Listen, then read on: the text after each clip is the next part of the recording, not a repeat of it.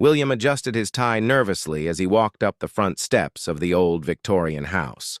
The paint was peeling slightly around the edges of the door frame, and he could hear the faint sound of classical music drifting from somewhere inside. Kate squeezed his hand gently, offering him a reassuring smile. "Are you sure about this?" she whispered, glancing at the brass nameplate that read, "Harrison Family Home, Estimer 1952. William nodded, though his stomach was doing somersaults. They had received the letter 3 weeks ago, written in elegant handwriting on cream-colored paper. Mrs. Eleanor Harrison, a woman they had never met, had requested their presence at her home for what she called a matter of great importance regarding your late grandfather, Thomas Mitchell. The mystery had consumed William's thoughts ever since. His grandfather had passed away when William was only 12, and the family rarely spoke about Thomas's younger years. There were always hushed conversations that stopped when William entered. The room, old photographs that were quickly tucked away, and a general sense that something significant had been left unsaid. Kate had been the one to encourage him to respond to the letter. "Sometimes the answers we need find us when we're ready for them," she had said, her green eyes full of the quiet wisdom that had drawn William to her in the first place. They had been married for 2 years now, and she had become his anchor in moments of uncertainty. The doorbell chimed with an old-fashioned melody, and within moments, the door opened to reveal a woman in her 70s with silver hair pinned back in an elegant bun. Her eyes, a striking shade of blue, immediately focused on William's face with an intensity that made him shift uncomfortably. "William Mitchell," she said, not as a question but as a statement of recognition. "You have his eyes. Your grandfather's eyes." She stepped back, gesturing for them to enter. "I'm Eleanor Harrison. Thank you for coming, both of you." The interior of the house was like stepping back in time.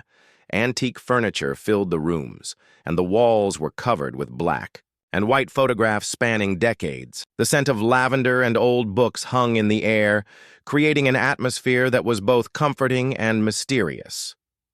Eleanor led them into a sitting room where afternoon sunlight streamed through lace curtains, casting intricate patterns on the hardwood floor. On a side table sat a tea service that looked like it had been prepared with great care, complete with delicate china cups and small sandwiches arranged on a tiered stand. "Please sit," Eleanor said, settling into a high-backed chair across from the sofa where William and Kate positioned themselves. "I imagine you're wondering why I asked you here." William leaned forward slightly, his curiosity overriding his nervousness. "Your letter mentioned my grandfather, but I have to admit, I don't understand the connection. My family never mentioned anyone named Harrison." Eleanor's smile was tinged with sadness. "That doesn't surprise me. There are parts of your grandfather's story that were never told, secrets that were kept to protect people who are no longer here to be hurt by the truth." She paused, studying William's face again. "But now, I believe it's time for those secrets to come to light." Kate reached over and took William's hand, sensing his growing tension. "Mrs. Harrison, if this is going to be difficult for William to hear, perhaps you could help us understand why you feel it's important now?" Eleanor nodded approvingly at Kate's directness. "A fair question, my dear. I'm 83 years old, and I've carried this story alone for far too long. Recently, I learned that I don't have much time left." She held up a hand to stop their expressions of sympathy. "Please, don't look sad. I've lived a full life, but there's something I need to show you both. Something behind a door in this house that has remained locked for over 60 years. The weight of her words settled over the room like a heavy blanket. William felt his heart rate quicken as Eleanor stood and walked to an ornate wooden desk in the corner. She opened a drawer and retrieved an old brass key, holding it up so it caught the afternoon light. "This key," she said, opens a room that contains the truth about your grandfather's greatest act of courage and his deepest regret. It's a story of love, sacrifice, and a choice that changed the course of several lives forever. William and Kate exchanged glances, both sensing that whatever lay behind that locked door would change their understanding of William's family history in ways they couldn't yet imagine. The afternoon sun continued to stream through the windows, but somehow the room felt different now, charged with the electricity of secrets about to be revealed. Eleanor returned to her chair, the key clutched in her weathered hands. "Before I show you what's behind that door, you need to understand the world your grandfather lived in during the 1940s and the impossible situation he found himself in during the war." Eleanor poured tea with steady hands despite her age, the delicate clink of china filling the momentary silence. William watched her carefully, noting the way her expression had shifted to something more distant, as if she were looking back through decades of memory. "Your grandfather Thomas was 25 when the war started," Eleanor began, settling back into her chair with her teacup balanced perfectly. "He was working as a teacher at the local school, engaged to your grandmother Margaret, and by all accounts living a perfectly ordinary life. But Thomas was also fluent in German, having studied it in college, and this skill would soon change everything." Kate leaned forward, intrigued. "Was he recruited for the war effort?" Eleanor nodded slowly. "The government approached him in 1943. They needed people who could pass as German civilians, people who could blend in behind enemy lines. Thomas was selected for a very dangerous mission that involved infiltrating a small town in occupied France, where German officers had established a temporary headquarters." William felt a chill run through him. His quiet, gentle grandfather had been a spy? Nothing in the family stories had ever hinted at such a dramatic past. "I can't imagine my grandfather doing something so dangerous. He was always so peaceful." "That's exactly what made him perfect for the job," Eleanor said, her voice taking on a note of pride. "Thomas had a gift for making people trust him. He was genuinely kind, genuinely interested in others, and he never seemed threatening. These qualities allowed him to gather information that more obvious agents never could have obtained." She stood and walked to one of the framed photographs on the wall, gesturing for them to join her. The black and white image showed a group of young people standing outside what appeared to be a French cafe, their faces bright with laughter despite the wartime setting. "This photograph was taken in the spring of 1944, Eleanor said quietly. "Thomas is there on the left side, pretending to be a traveling salesman. But look at the young woman standing next to him." William studied the photo carefully. The woman Eleanor indicated was strikingly beautiful, with dark hair and eyes that seemed to sparkle even in the old photograph. She was standing close to Thomas, and there was something in their body language that suggested a connection beyond mere friendship. "Her name was Marie Dubois," Eleanor continued, her voice barely above a whisper. "She was a member of the French resistance, working undercover as a waitress in that very cafe. She and Thomas were supposed to be working together to gather intelligence about German troop movements, but something neither of them expected happened." Kate's eyes widened with understanding. "They fell in love." Eleanor nodded, tears beginning to form in her eyes. Deeply, completely, impossibly in love. Thomas was supposed to be in France for only 6 weeks, but his mission was extended to 4 months when they discovered how valuable his intelligence was proving. Those extra months with Marie changed both of their lives forever. William felt the room spinning slightly as the implications of Eleanor's story began to sink in. "Are you saying my grandfather had an affair during the war?" "I'm saying your grandfather found himself torn between duty and love, between the life he had planned and a connection he never expected to find," Eleanor replied gently. "Marie was risking her life every day for the resistance. She had lost her parents to the Nazis, her brother had been killed fighting with the underground, and she was essentially alone in the world except for her work with the resistance network." Eleanor returned to her chair, but this time she didn't sit down immediately. Instead, she stood behind it, her hands gripping the back as if she needed support for what she was about to say next. Thomas fell in love with Marie, but he never forgot about Margaret waiting for him back home. He was a man of honor, caught between two worlds, two loves, and two impossible choices. The mission was supposed to end with his extraction in September 1944, and he had made the decision to return to his life in England, to marry Margaret as planned, and to never speak of Marie again. William's mind was reeling, but something went wrong. Eleanor's face crumpled slightly, and she finally sank into her chair. In August of 1944, the resistance cell that Marie belonged to was betrayed by someone they trusted.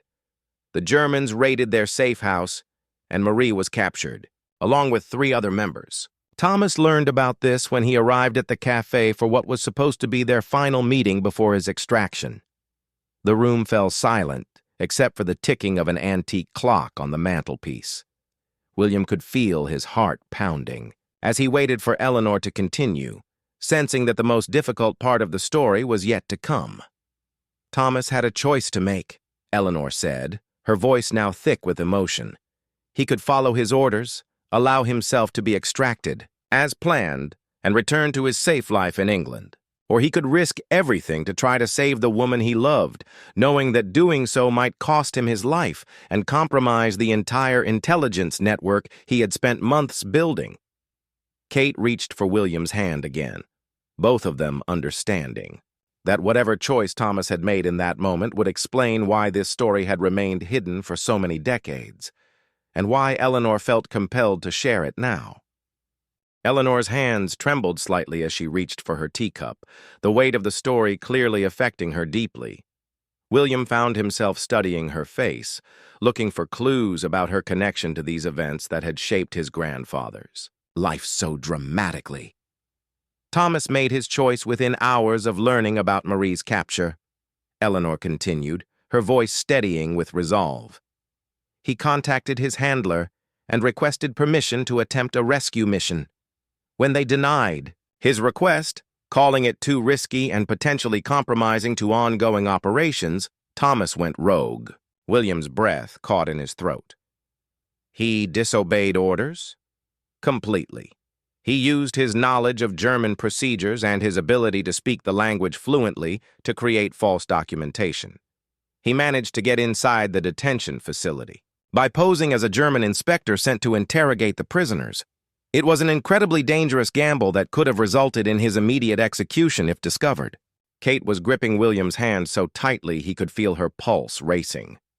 Did he succeed in rescuing her?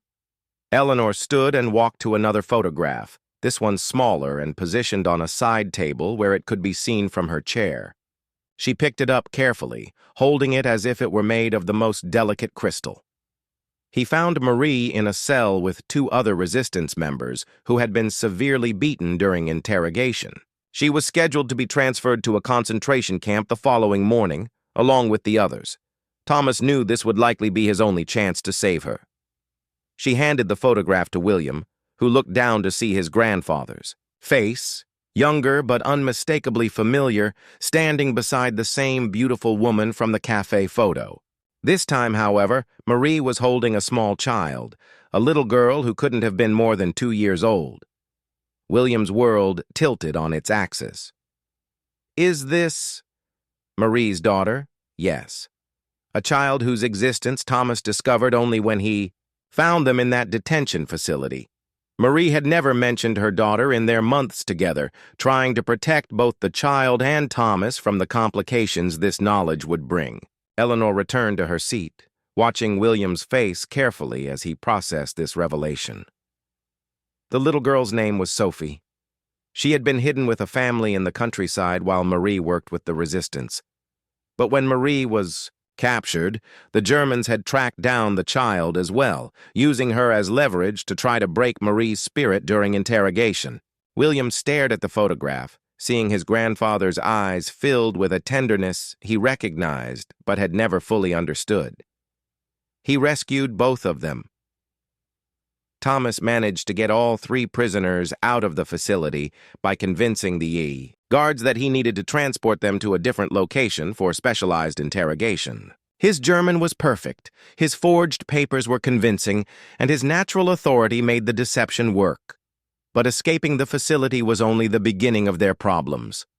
Eleanor paused to sip her tea, allowing William and Kate time to absorb the magnitude of what Thomas had accomplished. They had to make their way across occupied territory to reach the Allied lines, traveling at night, hiding during the day, relying on resistance contacts who were already under suspicion. Thomas was officially AWOL, Marie was a wanted fugitive, and little Sophie was a constant reminder of how much they all had to lose. Kate finally spoke, her voice barely audible. How long were they on the run? 3 weeks. 3 weeks of living in barns, abandoned buildings, and safe houses that were never truly safe. Thomas used his intelligence training to keep them alive. But it was Marie's knowledge of the local terrain and remaining resistance contacts that ultimately got them to safety. William looked up from the photograph, his eyes meeting Eleanor's. But they made it. Eleanor's expression became complex, filled with both joy and sorrow. They reached Allied territory in October of 1944. Thomas was debriefed by military intelligence, facing serious consequences for disobeying orders, but his successful intelligence gathering over the previous months and the additional information he had obtained during the rescue operation ultimately saved his career. He was reassigned to London for the remainder of the war. The room fell quiet again, but this time the silence felt different, charged with anticipation rather than dread. William sensed that Eleanor was approaching the heart of her story, the reason she had asked them here after all these years. Marie and Sophie came to England as refugees, Eleanor continued. Thomas arranged for them to be housed temporarily with a family in London while he tried to figure out what to do next. He was still engaged to Margaret, still expected to return to his previous life when the war ended, but everything had changed. He was in love with Marie, and he had formed a deep bond with little Sophie, who had begun calling him Papa during their weeks on the run. William felt tears forming in his eyes as he began to understand the impossible situation his grandfather had faced. He had to choose between them. Eleanor nodded slowly. Between his honor and his heart, between the life he had promised to live and the life he had discovered he wanted. Between Margaret, who had waited faithfully for him, and Marie, who had risked everything alongside him. It was a choice that would haunt him for the rest of his life, regardless of what he decided. She stood again, this time walking to a wooden secretary desk against the far wall. From one of its drawers, she withdrew a bundle of letters tied with a faded blue ribbon, holding them carefully as she returned to her chair. These letters will help you understand what happened next, Eleanor said, her voice thick with emotion. But first, there's something else you need to know about why I'm the one telling you this story and why I've waited so long to share it.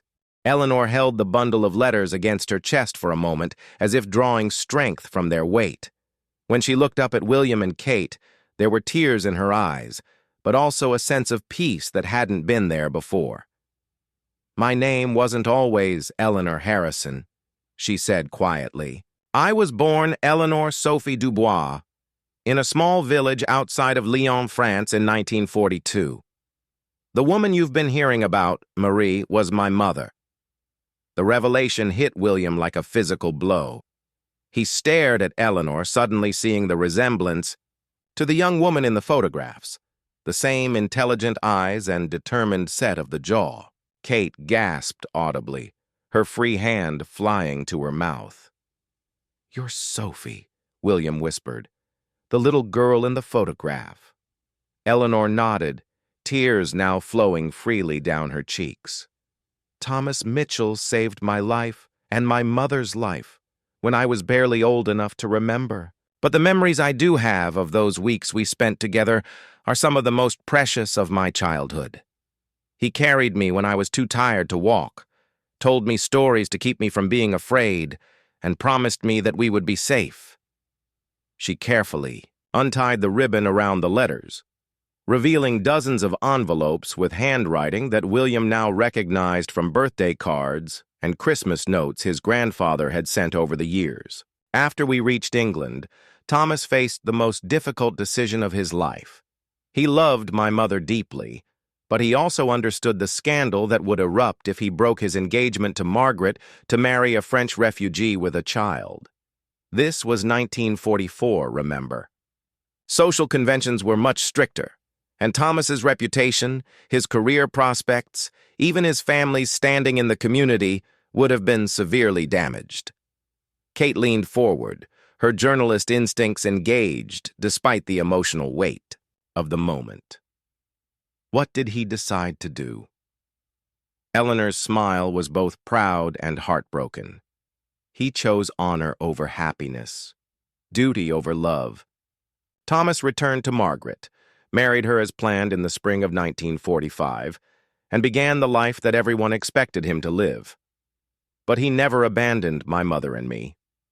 She selected one of the letters from the bundle, holding it carefully as she continued. Thomas arranged for my mother to marry his best friend from university, James Harrison, a good man who had lost his wife in the London bombings and was willing to provide us with a home and legal protection. It was a marriage of convenience that grew into genuine affection over time, though never the passionate love my mother had shared with Thomas. William felt overwhelmed by the complexity of the situation his grandfather had navigated. So you grew up as Eleanor Harrison, with James as your father. James was a wonderful father to me in every way that mattered, Eleanor replied firmly. He adopted me legally, gave me his name, and loved me as his own child. But Thomas remained part of our lives in ways that were both beautiful and painful. She opened the letter she was holding, revealing pages covered in Thomas's familiar handwriting. He wrote to my mother every month for 37 years until her death in 1982. These letters contain his thoughts about the choices he made, his regrets, his continued love for both of us, and his pride in watching me grow up from a distance.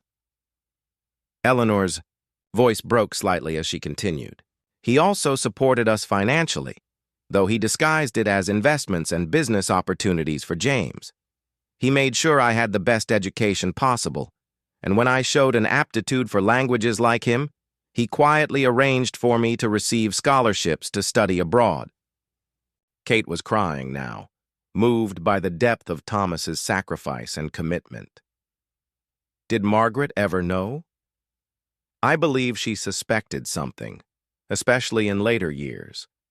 Thomas was a man of great integrity, but love leaves marks on a person that are difficult to hide completely.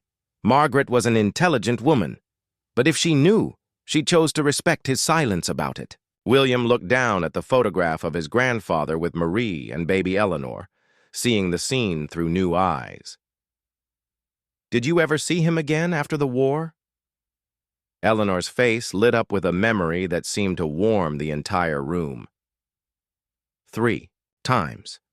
Each meeting was arranged carefully to avoid scandal or discovery. The first was at my university graduation in 1963. He came as a family friend, but I knew who he was. James had told me the truth about my parentage when I turned 18, feeling I had a right to know. She stood and walked to a bookshelf, retrieving a photo album that she brought back to show them. The pages were filled with pictures spanning decades, including several that clearly showed Thomas at various celebrations and milestones in Eleanor's life. The second time was at my wedding in 1967. Thomas walked me down the aisle alongside James, introduced as my uncle from London. My husband never knew the true relationship, but Thomas was there for one of the most important days of my life. William traced the photos with his finger, amazed by the secret life his grandfather had maintained. And the third time? Eleanor's expression became solemn. When my mother was dying in 1982, Thomas came to say goodbye to her and to finally have an honest conversation with me about our family's history. That's when he gave me the key to the room upstairs and made me promise to share this story with his family when the time was right. She reached into her cardigan pocket and withdrew the brass key she had shown them earlier, holding it out toward William. Thomas saved every letter my mother wrote to him, every photograph, every memento of their time together. He also wrote his own account of those months in France and the decisions he made afterward. Everything is in that room, waiting for you to discover. William took the key, feeling its weight in his palm. Why now, after all these years? Eleanor's smile was gentle, but tinged with urgency. Because I'm dying, William, and because you're about to become a father. Both William and Kate stared at her in shock. They hadn't told anyone about Kate's pregnancy yet, having only confirmed it a few days before receiving Eleanor's letter. Eleanor chuckled at their expressions. I can see it in how you look at each other, how protective you've become, Kate, and how careful William is with you now. I've spent 60 years watching people fall in love and build families. I recognize the signs. She leaned forward, her eyes intense with purpose. Your child deserves to know the truth about their great-grandfather's courage, his capacity for love, and his ability to make difficult choices with integrity. Thomas Mitchell was not a perfect man, but he was a man of extraordinary character, who sacrificed his own happiness to protect the people he loved.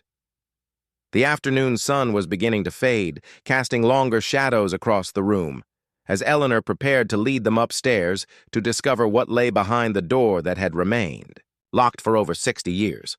Eleanor led them up a narrow staircase, her hand trailing along the polished wooden banister that had been worn smooth by decades of use. The second floor of the house was quieter, with thick carpeting that muffled their footsteps and wallpaper that spoke of an earlier, more elegant era. At the end of the hallway stood a door that was clearly different from the others. While the rest of the doors were painted white and showed signs of regular use, this one was made of dark oak, with brass fixtures that had been kept polished despite years of neglect.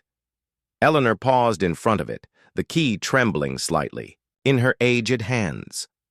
Thomas came here in 1983, a year after my mother died, she said softly. He spent 3 days arranging everything in this room exactly as he wanted it to be found. He said it was his gift to future generations of his family, his way of ensuring that love and sacrifice wouldn't be forgotten simply because they were complicated. William felt Kate squeeze his arm as Eleanor inserted the key into the lock. The mechanism turned smoothly, as if it had been maintained carefully over the years. The door opened with a soft creak, and Eleanor reached inside to turn on a light switch. The room that was revealed took William's breath away. It was like stepping into a perfectly preserved museum of his grandfather's secret life. The walls were covered with maps of France, photographs from the war years, and newspaper clippings about resistance activities. A large desk dominated one corner, its surface covered with carefully organized documents, journals, and correspondence. But it was the far wall that drew William's attention immediately. It was covered with photographs showing Marie and Eleanor through the years, from the wartime images he had already seen to pictures that clearly spanned decades. There were photos of Eleanor as a child, as a teenager, at her graduation, her wedding, and with her own children. He never stopped watching. "Over us," Eleanor said, her voice filled with wonder even though she had seen this room before. Even from a distance, even while living his own life with Margaret and raising your father, Thomas found ways to be present for the important moments of my life. Kate moved toward a glass display case that contained what appeared to be wartime artifacts. Inside were Thomas's false identity papers from his time in France, a compass, a small pistol, and several items that looked like they might have belonged to Marie. "These were things my mother carried during her time with the resistance," Eleanor explained, joining Kate at the display case. "After her death, I sent them to Thomas, thinking he should have something tangible to remember her by. I never imagined he would create something like this." William was drawn to the desk, where several leather-bound journals lay open to pages covered with his grandfather's careful handwriting. The entries were dated, starting from 1944 and continuing through the early 1980s. He began reading one of the entries at random. October 15th, 1963, he read aloud. Today I watched Eleanor graduate from university, and I've never been more proud of anyone in my entire life. She has grown into a woman of remarkable intelligence and grace, with her mother's strength and determination. I wanted to tell her how much she means to me, how watching her succeed has filled a hole in my heart that I thought would never heal. But I know my role in her life must remain in the shadows.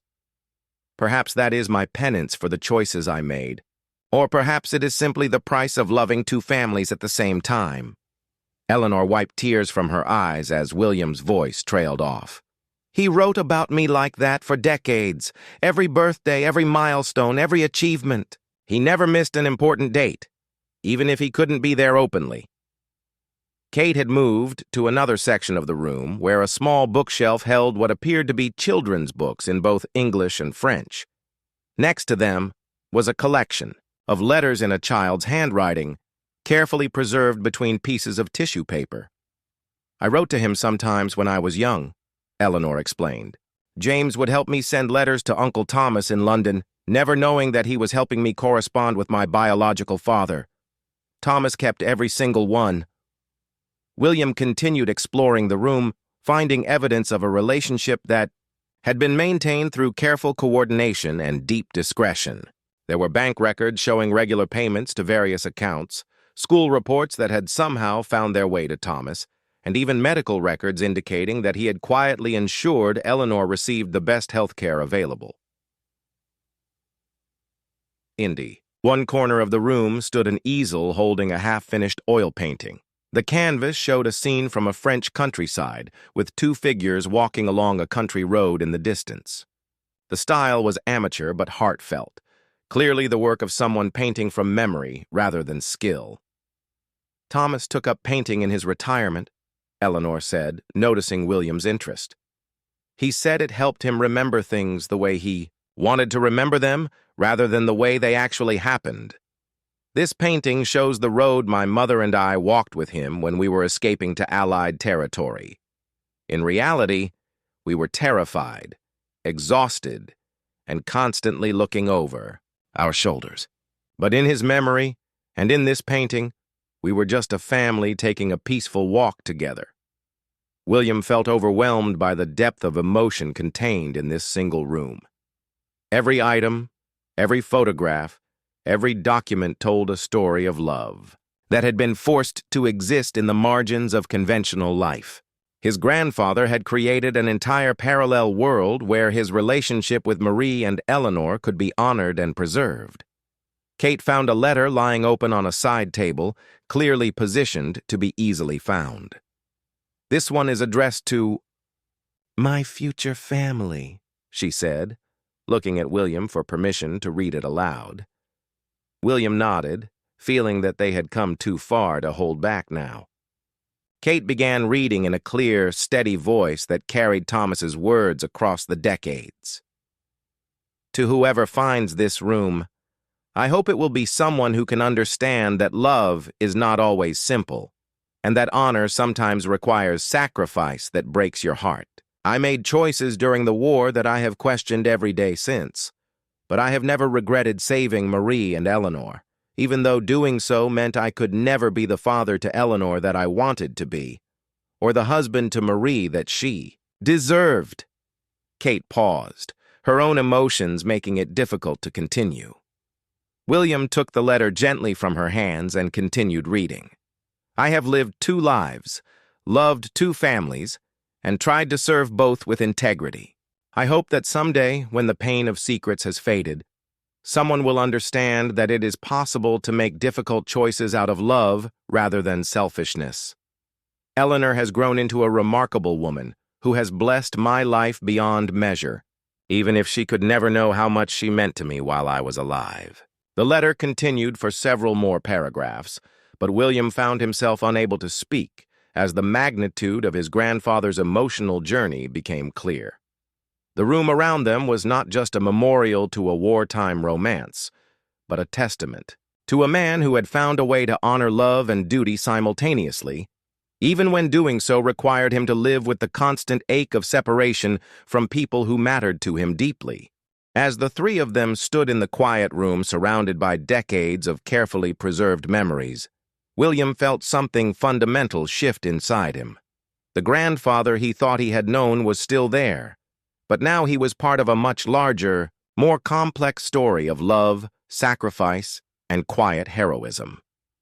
Eleanor moved to the window and opened the curtains wider, letting the last rays of afternoon sunlight illuminate the room more fully. The golden light seemed to bring the photographs to life, making Marie's smile more radiant and highlighting the tenderness in Thomas's eyes in every image where they appeared together. "There's one more thing," Eleanor said, her voice barely above a whisper. She walked to a small wooden chest that sat on a shelf near the window, opening it carefully to reveal its contents. Inside was a simple gold locket, tarnished with age but still beautiful. "This belonged to my mother," Eleanor said, lifting the locket carefully from the chest. "Inside is a photograph of the three of us together, taken during one of our last nights in hiding before we reached Allied territory. Thomas gave this back to me when my mother died, saying it belonged with her daughter." She opened the locket to reveal a tiny photograph, barely larger than a postage stamp, showing Thomas holding young Eleanor while Marie stood beside them, all three smiling despite their dangerous circumstances. It was clearly a candid moment, captured by someone in their group during a brief respite from their harrowing journey. "But that's not why I'm showing this to you," Eleanor continued, closing the locket and holding it out toward Kate. "Thomas made me promise that when I found the right member of his family, I would pass this along. He said it should belong to someone who would understand its significance and would make sure the story continued." Kate's eyes widened as she realized what Eleanor was offering. "I can't take something so precious to you." Eleanor smiled, the expression transforming her aged face and making it easier to see the little girl she had once been. "My dear, I've carried this locket for over 40 years, and it has given me great comfort. But I'm 83 years old, and I have no children of my own to pass it to. Thomas wanted it to stay in his family line, to be a reminder that love takes many forms, and that sometimes the greatest acts of courage happen in quiet moments when no one else is watching." William looked around the room one more time, his eyes taking in the careful arrangement of artifacts that told such a powerful story. "Eleanor, what happens to all of this when you're gone?" "That depends on you," she replied. Thomas left very specific instructions. If his family was ready to hear this story and to preserve it, then everything in this room was to be given to them. If not, I was to donate everything to a war museum with instructions that the personal details be kept, private for another generation. Kate accepted the locket with trembling hands, understanding the weight of what she was being entrusted with. "We'll make sure the story is preserved. Our child and their children will know about their great-grandfather's courage and capacity. For love." Eleanor's face lit up with relief and joy. That's exactly what Thomas hoped would happen. He believed that understanding our family history, with all its complications and difficult choices, would help future generations make their own decisions with wisdom and compassion. William found himself thinking about his father, who had grown up never knowing about his father's wartime experiences or the secret family that Thomas had protected and supported from a distance. Did my father ever suspect anything? "I think all children sense when their parents carry deep secrets," Eleanor said thoughtfully. "Your father may have noticed that Thomas sometimes seemed distant or melancholy without apparent cause. But Thomas was very careful to ensure that his divided heart never diminished his love for the family he was raising. He was a devoted husband to Margaret and a wonderful father to your dad." She moved to another section of the room, where a small photo album sat open to pictures of William's father as a child. "These are photographs I sent to Thomas over the years, pictures from school events and family gatherings that he couldn't attend but wanted to see." Margaret thought I was just a family friend who enjoyed sharing photos of their son's achievements. William studied the images of his father growing up, now understanding why his grandfather had always seemed to know so much about everyone in the family, why he had been so interested in every detail of their lives. He was trying to be present for two families at the same time. And he succeeded, in his own way, Eleanor said with pride. Your father grew up feeling loved and supported, never knowing that his father carried this additional burden. That's a testament to Thomas's character and his ability to love completely despite the pain he was carrying. Kate had been quietly examining some of the later correspondence, letters that were dated much more recently. These letters are from the 1970s and early 1980s. He was still writing to your mother right up until she died? Eleanor nodded, her expression becoming wistful. The letters became less frequent as the years passed, and the tone changed from passionate love to deep friendship and shared concern for my well-being. But yes, they never stopped caring for each other, even as they both built meaningful lives with other people. William found himself at the easel again, studying the unfinished painting with new appreciation. The two figures walking down the country road were barely more than suggestions of people, but there was something hopeful about their posture, something that suggested they were walking towards safety rather than away from danger. He never finished this painting, William observed. No, he died before he could complete it. But perhaps that's fitting, Eleanor said, joining him at the easel. Some stories don't have clear endings. Some kinds of love continue beyond the people who experience them, living on in the lives they touched and the choices they inspired. As the afternoon light continued to fade, the three of them worked together to carefully document everything in the room. Eleanor had prepared detailed notes about each item, explaining its significance and sharing memories associated with various photographs and documents. William realized that this wasn't just the end of Eleanor's story, but the beginning of his family's understanding of their own history. Kate discovered a wooden box containing several dozen letters that William's father had written to Thomas. Over the years, childhood drawings and school reports that had been saved with the same care as everything else in the room. It was clear that Thomas had treasured every connection to his official family just as much as he had cherished his relationship with Eleanor and Marie. The remarkable thing about your grandfather, Eleanor said as they prepared to leave the room, is that he never allowed his secret to make him bitter or cause him to love anyone less. Instead, he found ways to love more people more deeply. He taught me that it's possible to honor multiple commitments without betraying any of them, as long as you're willing to sacrifice your own comfort for the well-being of others. William locked the door behind them, but this time, he kept the key.